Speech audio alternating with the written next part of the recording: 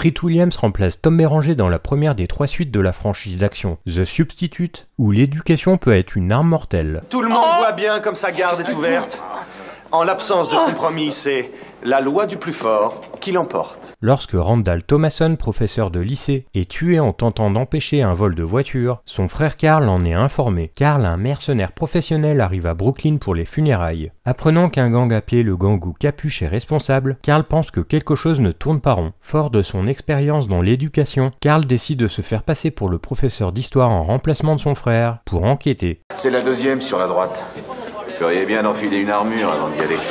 Le film original The Substitute de 1996 a apporté un nouveau sens de l'autorité dans les lycées en proie à la violence et a conservé un cliché selon lequel un expert issu de la formation militaire devenait professeur remplaçant. Voici maintenant cette suite qui suit un motif plus original de type kickboxer où un ancien associé de l'original prend le relais en tant que nouveau professeur et tout comme David Sloan de Sacha Mitchell, Carl Thomason de Treat Williams prend le relais de la franchise à partir de cette suite qui est à la fois pleine d'action et plutôt fun. La bonne nouvelle ici est que la raison pour laquelle la formule fonctionne est que 2 des créateurs originaux reviennent pour écrire cette suite. The Substitute 2, seule réalisation de Steven Pearl, est une très bonne suite qui apporte un nouveau héros à la franchise en conservant l'esprit de l'original, en partie grâce au scénario et à la performance convaincante de Treat Williams dans le rôle du nouveau professeur. Dans le rôle de Carl, Treat Williams fait du bon travail en interprétant le héros au premier abord insaisissable, l'oncle et frère éloigné d'un professeur de lycée de New York qui est mort en essayant de faire le bien. Le film révèle ce qui est advenu du héros original Shell, interprété par Tom Berenger, car il est révélé qu'il a tiré parti de son expérience du film original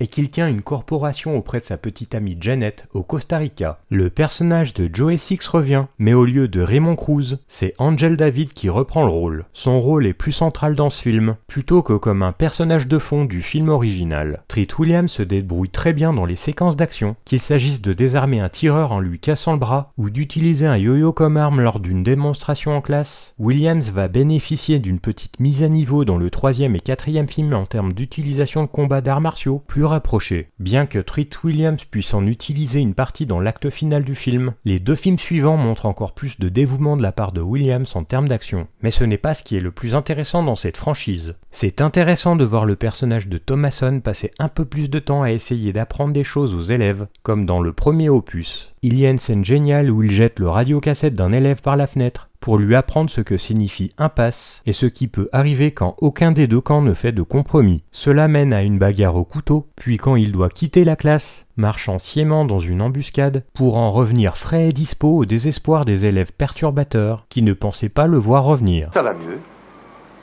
Oui, je me sens mieux maintenant, c'est bon. Parce que si tu te sens mal, je peux t'accompagner pour retourner aux toilettes. Tu es sûr que ça va? C'est bon, ça baigne. D'accord.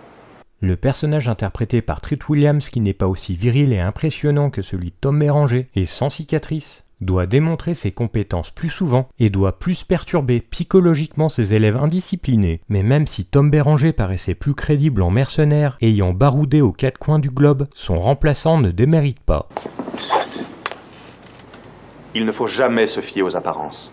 Billy Young n'a pas autant de temps à l'écran qu'on pourrait le penser, mais son personnage de Warren Drummond a un impact très durable dans le film. Michael Mitchell tire le meilleur parti de son rôle de Cara Level, une collègue enseignante qui semble devenir un intérêt amoureux potentiel pour notre héros. Eugene Bird dans le rôle de Maze est plutôt bon, car il se retrouve parfois en conflit, après avoir eu affaire à Carl sur le choix de continuer sa vie de criminel, ou d'essayer de faire quelque chose de bien. Cette suite est plus ou moins une copie du premier opus, mais contrairement à d'autres suites sorties généralement directement en vidéo, comme Very Bad Thing 2, Sex Intention 2 ou The School 2, c'est une copie vraiment agréable. Le scénariste Roy Frank essaye d'injecter beaucoup de commentaires sociaux sur les lycées des quartiers défavorisés. Ça reste comme dans le premier opus parfois mal placé, mais pas totalement incohérent. D'une certaine manière, les 2 premiers films de la franchise sont une sorte d'anti-Diff Wish, le justicier dans la ville. Ils montrent une réalité similaire, celle d'une jeunesse hors de contrôle, mais au lieu de simplement les éliminer, ces films tentent d'abord de leur inculquer quelque chose. C'est donc Diff Teach. L'un des meilleurs aspects de The Substitute 2 est que le film a été tourné à Brooklyn dans un ancien lycée. Nous n'avons pas à nous inquiéter de voir Vancouver, Toronto ou un décor studio hollywoodien représentant une partie de New York. Les scènes de rue censées représenter New York sont bien tournées à New York. Le lycée où a été tourné le film est Lathrop High School, qui était à l'époque un lycée vacant de Brooklyn et qui a donné au film un arrière-plan plus réaliste que n'importe quel plateau de tournage ne pouvait le faire. Toutefois, parmi les éléments de l'intrigue les plus loufoques, on trouve un concierge d'école et ancien vétéran du Vietnam qui rentre dans les bouches d'aération de l'école, une découverte opportune du meurtrier du frère de Carl et la mort choquante et vicieuse d'un personnage féminin. Dans le premier film, le point culminant de l'action se déroulait à l'intérieur de l'école, mais de nuit, et dans ce deuxième épisode, après une fusillade dans les sous-sols, la toute dernière confrontation se passe pendant un cours en plein jour avec des élèves témoins de l'action. Petit bonus supplémentaire, le titre School Out d'Alice Cooper, interprété par Jeff Parris, est joué de manière appropriée et agréable pendant le générique d'ouverture. C'est plutôt entraînant et ouvre de manière plutôt réussie le film. Cette suite est bien plus qu'une réalisation qui devait engendrer de l'argent à la suite du succès du premier film. C'est un divertissement vraiment solide avec juste assez de sensations fortes, de scènes de combat, d'infiltration et de scènes d'enseignement intéressantes qui captent l'attention pendant 90 minutes. Les deux films suivants, toujours avec Treat Williams dans le rôle principal, sont quant à eux de purs produits d'action très passables, voire plutôt mauvais, et très oubliables. Vous pouvez donc passer votre chemin, à moins que vous soyez un fan absolu de Treat Williams, acteur talentueux qui aurait mérité une carrière plus importante, ou de Claudia Christian, vue notamment dans The Hidden, présente dans le 3e épisode. Et pourquoi t'es pas avec Shell? Pourquoi? Je vais te le dire. Parce qu'il est avec elle. Elle s'appelle Janetsko, ils sont au Costa Rica.